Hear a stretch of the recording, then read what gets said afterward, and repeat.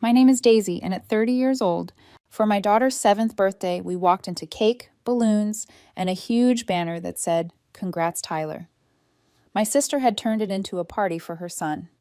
I didn't make a scene, I just did this. 2 weeks later, my sister was in tears, and my nephew had to change schools. If you have ever felt betrayed by the people who should have been your biggest supporters, let me know where you are watching from. She just turned 7. The story starts with a birthday, or what should have been one. Hazel had been counting down to her birthday for weeks, every morning. Only 20 days, only 17, only 11. My daughter was so excited. You know how kids get when something big is coming? Her energy was electric.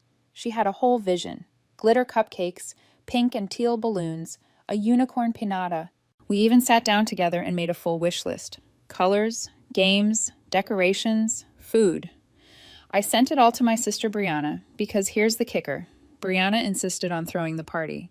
I wasn't sure at first. I offered to do it myself, but she brushed me off. "Daisy, let me handle it," she said. "You always do everything. This is Hazel's special day. I've got it covered." She kept asking for details, too. What cake flavor does she want? Is she still into unicorns or more into animals now? Can she eat strawberries? I honestly thought she was trying, thought she was going to make Hazel feel special. That's what makes what happened so much worse. The day of the party, we all got ready together. Hazel picked out her favorite dress, the one with the little sparkles in the skirt. She did her own hair, well, kind of. My husband helped her fix the bow. She was glowing, bouncing in place. "Do you think Aunt Brianna remembered the glitter balloons?" "Of course she did," I said. I really thought she had. We drove to Brianna's house. It was packed, like way more packed than I expected. Cars up and down the street, kids running around the front yard. All boys. Loud ones. Some in matching baseball shirts. Jake looked at me. "Did she say it was this big?" "No," I said slowly. Then we saw it. A giant banner stretched across the garage door. "Congrats, Tyler." Hazel froze. I froze. Jake's jaw tightened. Tyler is Brianna's 10-year-old son, my nephew, and apparently this wasn't just Hazel's birthday party. It was now a celebration for Tyler making his school's baseball team. "Mom," Hazel asked, "is this for me?" I opened my mouth, but nothing came out. We got out of the car. Hazel held my hand tightly, like maybe this was a mistake and someone would fix it. Once we were inside, they didn't. Everywhere we looked, baseball decorations, cake, balloons, posters with action shots of Tyler playing, tables labeled team snacks and MVP drinks, music blasting, boys running around with gloves and foam fingers. We walked through the chaos like we didn't belong, because we didn't. I found Brianna near the grill, laughing with my parents like everything was completely normal. "Brianna," I said, trying to stay calm, "what is this?" She looked at me, totally casual. "The party for Tyler." She rolled her eyes. "It's for both. Dual celebration. He made the team. Hazel's turning 7. Why not combine them?" "You didn't tell me that." "I didn't think it was a big deal," she said. "Hazel has her section inside." Hazel tugged my hand again. "Where do I go?" I didn't know what to say. We went inside and found it eventually. Tucked in the back corner of the living room was a folding table with 3 sagging teal balloons and a paper tablecloth. 4 cupcakes with rainbow sprinkles sat on a tray. A pack of tiaras lay unopened next to them. That was it. 3 of Hazel's friends were sitting nearby, quiet and awkward. Hazel looked around like she was still trying to figure out if this was real. I knelt down next to her. "You okay?" She nodded quickly. "Yeah, I guess this is it." That moment, watching her try to smile, trying so hard not to show she was hurt, it broke something in me. I stood up, walked back outside, found Brianna again. "You hijacked her birthday," I said, "with my money." She rolled her eyes again. "Oh, come on, she's 7, she doesn't care." "She cares, and you know it." My mom chimed in from behind her. "Daisy, it's not worth getting upset over. They're kids. Just let them have fun." My dad nodded like he was refereeing a game. "It's just a party." "It was her party," I said, "not his." Brianna laughed, actually laughed. "You're always so dramatic." I stood there, stunned. I felt heat behind my eyes. I wanted to scream, flip the cake table, demand an apology, something. But then I looked through the window and saw Hazel sitting with her friends, adjusting a plastic tiara, trying to look happy. I took a breath. I swallowed it. Not for Brianna, not for my parents. for Hazel. We stayed for a while, just long enough to let Hazel have some moments with her friends, just long enough to not cause a scene she'd never forget. And then it got worse.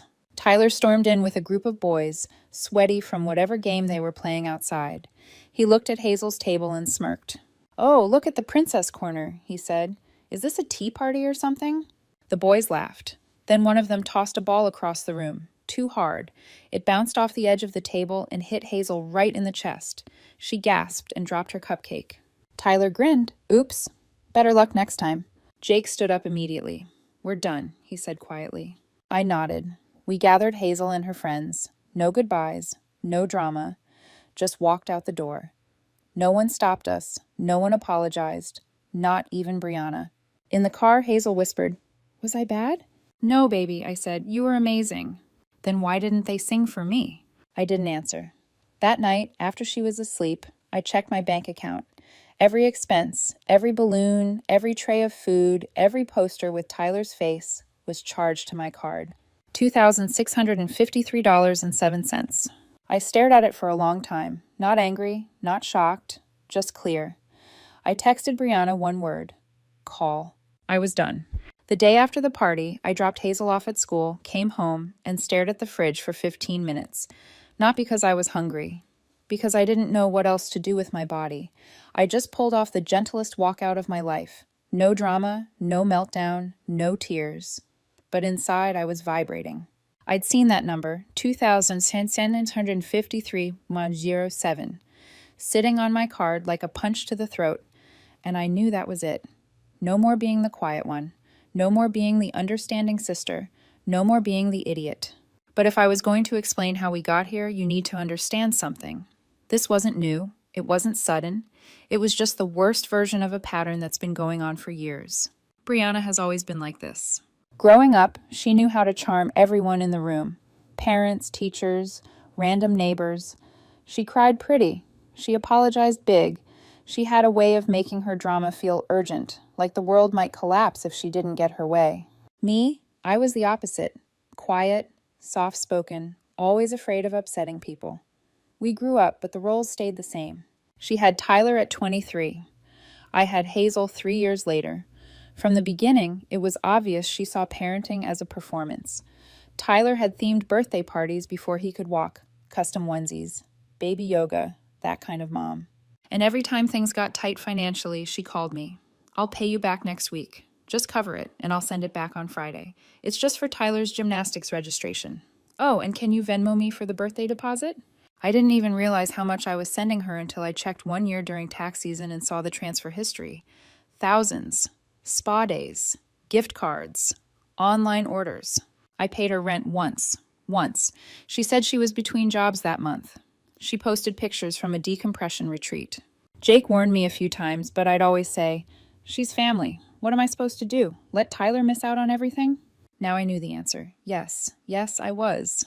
Because Tyler didn't get onto the school's baseball team on his own. He got in because Jake, my husband, spent 3 months coaching him for free after work, on weekends, in the rain. He works as a PE teacher at his school and is one of the coaches for their baseball team. He didn't want to be unfair to the other kids, so he told Brianna, if he can work for it, he'll earn it, but I won't cheat the process.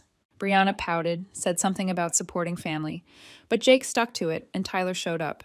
I'll give him that. He tried. And slowly he got better, good enough to make the cut. And then what did Brianna do? Threw a party, a huge one, with my money, for my daughter's birthday. I sat at the table and thought about every time I'd let something slide. Every time Brianna did something, I let it slide. But this time it wasn't about me. It was about Hazel. I felt like she needed more than quiet love. She needed someone who would fight for her. So I called Brianna. She picked up on the second ring. "Hey, crazy party, right? Tyler had such a good time. Hazel seemed a little quiet, though. Everything okay?" "You spent over $2,600 on that party," I said. "And you used my card for all of it." The beat. "Oh, come on," she said. "It wasn't all for Tyler. You didn't even put her name on the cake." She had cupcakes. She sat in a corner like a guest at her own birthday. Brianna sighed. "Daisy, don't be so sensitive. She's 7. She won't even remember. Besides, you said I could use your card for the party." "For her party," I snapped. "Well, I'm sorry you feel that way." "I want the money back," I said. She laughed. Seriously? You're going to come after me for a few $1,000s? After everything I've done for you? What have you done for me, Brianna? More silence, then. Whatever, I don't have it. Then I'll be filing a police report. You're kidding. I wasn't, and I did. I walked into the station, handed them my bank statements, the texts, the invitation, the photos, and filed a report for unauthorized charges. 2 days later, Brianna called me screaming. You called the cops on me? No, I filed a report. Big difference. I could get arrested. Then maybe don't commit credit card fraud next time. She paid me back within a week. Every cent, with the world's most sarcastic note, happy now? She also posted something on Facebook like, some people would rather burn the bridge than admit they're wrong. Guess I'll swim. I didn't reply, but I did start swimming too, away. First thing I did, told Jake to stop Tyler's private lessons. Jake didn't hesitate. Consider it done. Second thing, I opened my bank app and canceled everything. I was still covering for Brianna and Tyler, his tutoring app, his summer baseball camp deposit, her makeup subscription, a wellness meal plan she signed up for with my card. All gone. She noticed immediately. The text came in hot. Why would you cancel Tyler's tutoring? You said you'd help with the camp. You're punishing him for my mistake. And finally, you've changed. No, Brianna, I'd stopped changing for her. Jake and I didn't even discuss. It just happened. He stepped away as Tyler's unofficial coach. I stepped away as Brianna's bank account. Hazel started smiling again. Fully. Carefully. So we threw her a real birthday party. Just us, a few close friends, homemade decorations, and a bounce house we rented for 2 hours.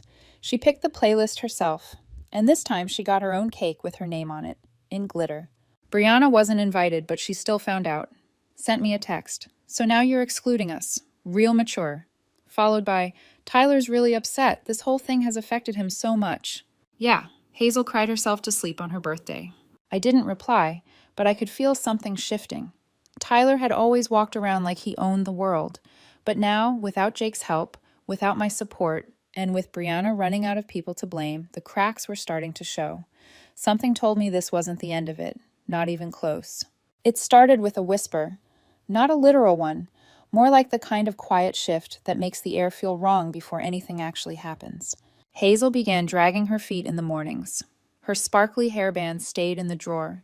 She started picking plain t-shirts and pulling her sleeves over her hands like she didn't want to be noticed. I asked if anything had happened. She said no, just that she didn't feel like talking today. But then came the lunchbox. I packed her favorite mini bagels with strawberry cream cheese, cucumber slices shaped like stars. She came home with it untouched. I forgot to eat, she said. 2 days later, I saw it again. Untouched. I asked her again. She hesitated. Tyler said my food looked gross. That was the first crack in the wall. I told Jake that night. We started watching more closely, asking questions in small ways. Who did you play with today? Did anything funny happen at recess? Anyone say anything silly or weird? Sometimes she answered. Sometimes she changed the subject. Once she said, Tyler called my shoes baby shoes. I asked what she said back. Nothing, she said. I just walked away. We started documenting. Not because we wanted drama, but because we'd learned, from the party, from the aftermath, from Brianna, you document, when the people in charge won't protect your kid unless you have receipts. Tyler's comments got worse, his jokes louder. When Hazel dropped her pencil during group work, he said, Careful. Wouldn't want to break a nail, princess. She told us that one on the ride home, tried to laugh when she said it. Jake didn't laugh. We emailed her teacher, told her what was happening, asked if anything had been noticed. The teacher responded quickly, professionally, and with just enough discomfort in the language to tell us this wasn't the first time she'd had a Tyler problem. I'll keep an eye out, she said, and speak with him if needed. The next day, Hazel came home with dirt on her leggings. I tripped, she said. I said nothing, just wrote it down, in the little folder we kept by the coffee maker. 3 days later, we got a call from the school counselor. She'd been brought in after Hazel appeared withdrawn and hesitant to participate. She didn't mention Tyler by name, but she hinted a lot. We knew what was happening. Then Brianna found out Tyler had been talked to. I don't know who told her. Could have been Tyler. Could have been a parent she knew. Could have been her secret psychic hotline. She always had a way of sniffing out consequences just in time to flip the story. She showed up at the school office without an appointment, demanded a meeting with the principal, told them Tyler was being targeted by Hazel and Jake, said her son was being emotionally attacked because of personal family tension, that Hazel was manipulating staff, and that Jake had set Tyler up to fail. And just like that, she filed a formal complaint against my husband. When the school called to let us know, I thought they were joking. "We just want to be transparent," the principal said. "The complaint is being reviewed, but we wanted you to hear it from us." Jake took it better than I did. He sat still, nodded slowly, and said, "Okay, I'll submit everything." And he did. Every email, every text, every practice schedule, every training note from when he'd worked with Tyler, dates, times, screenshots. We weren't leaving anything open to interpretation. Meanwhile, Brianna went on a campaign tour. She told other parents Jake was biased, told family members that Hazel had a mean streak, told anyone who'd listen that Tyler was being punished for being too good. Tyler, meanwhile, was unraveling. Without Jake's coaching, he wasn't keeping up. His attitude at practice tanked. He mouthed off to a teammate, tossed a bat when he struck out during a scrimmage. The head coach benched him until he got his behavior under control. That's when Brianna lost it again. I got a voicemail that started with, "You people are unbelievable," and ended with a barely coherent rant about sabotage, jealousy, and how we were trying to destroy a child's confidence. I didn't answer, but that night, Hazel finally cracked. She came home from school, dropped her bag, walked straight to her room, and shut the door. I gave her space at first, then I went in. She was sitting on the edge of her bed, holding her sparkly tiara, the one from the fake party. She wasn't crying. She was just staring at it, like she didn't recognize it anymore. I sat beside her. She whispered, "Why does he hate me so much?" I didn't answer right away. Then she asked, "Is it because I got a second party?" "No," I said. "It's not about that. It's not about you." She looked up at me, eyes glassy. "I don't want to go to school anymore." And that was it. That was the line. You can call me dramatic, overprotective, whatever you want. But the moment your 7-year-old tells you they're scared to walk into a classroom, you move. The next morning, I emailed the principal, copied the counselor, attached our folder, dates, notes, conversations, asked for a meeting, not a phone call, not a chat, a meeting. Jake called the district athletic director, told him about the complaint, sent over everything he'd compiled. And then we walked into that school like we weren't asking for permission anymore. "We're not here to escalate," I said. "We're here to make sure our daughter is protected, and if you can't do that, we'll take it higher." The principal nodded, took notes, promised a full review. But I could see it in his eyes. He already knew. He knew something was coming, something big, and I wasn't going to blink first. The school promised to investigate. To be honest, I didn't expect much. I'd heard that line before, when Hazel first came home with dirt on her leggings, when Tyler's teasing wasn't that serious, when Brianna showed up at the school and told them her 10-year-old was the victim of a vendetta orchestrated by a 7-year-old and her coach dad. But this time, something was different. The day after our meeting, I got an email, then another, then 3 more parents. They'd heard about the complaint Brianna filed, how she claimed Tyler was being bullied and blackballed by the school, and they wanted to say something. One mom wrote, "I didn't know what to do until now. Tyler pushed my son in the lunch line last month. It wasn't the first time." Another said, "He calls my daughter names during PE. She hasn't wanted to go for weeks."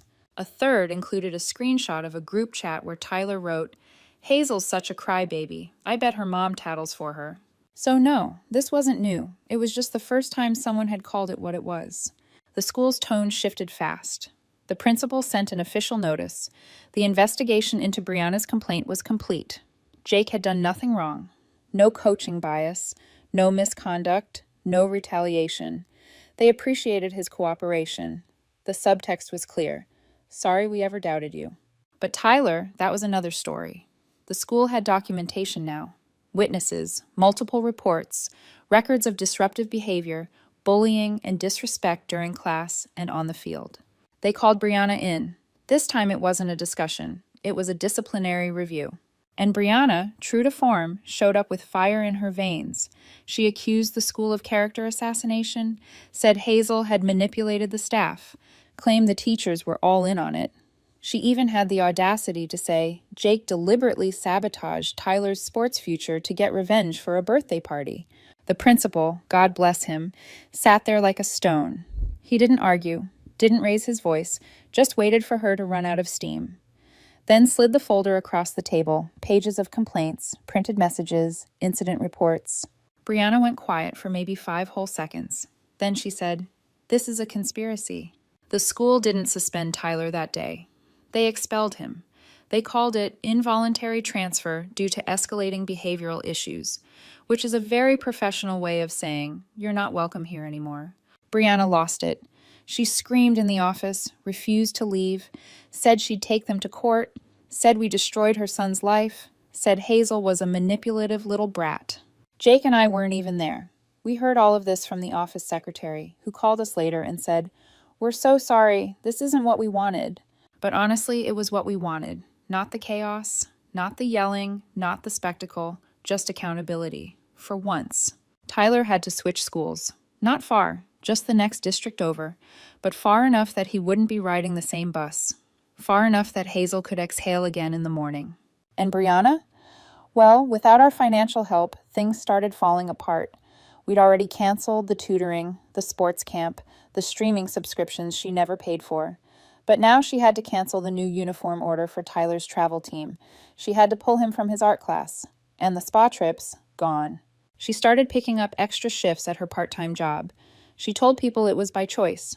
But then her car broke down. Then her rent got raised. And then she messaged me. "We're going through a tough time. Can you help with just this month? I'll pay you back." I stared at the message for a while. Then I deleted it. I didn't answer. I didn't need to. Hazel started dancing again. Not literally, but in that way where her body moved through the house like she had music playing in her head. She sang while brushing her teeth. She asked if she could wear her sparkly dress on a Tuesday, just because. One night, she sat on the couch and asked, "Is Tyler going to be mean to other kids now?" Jake and I looked at each other. "I don't know," I said, "but I know he won't be mean to you anymore." She nodded. I stopped apologizing for protecting my kid. I stopped explaining myself to people who never once tried to understand me. I stopped being Brianna's backup plan. People always say family is everything, but I've learned that boundaries are everything. And if someone burns down the bridge when you say no, let them swim. I'm done rescuing people who don't even bring a life jacket. Part of me still wonders, did I do the right thing? Calling the police, cutting them off, standing my ground until Tyler was expelled. I didn't want it to end this way, but I couldn't keep letting them hurt my daughter. What do you think? Did I go too far? Or was it finally time someone stood up to them? Let me know in the comments. And don't forget to subscribe for more stories.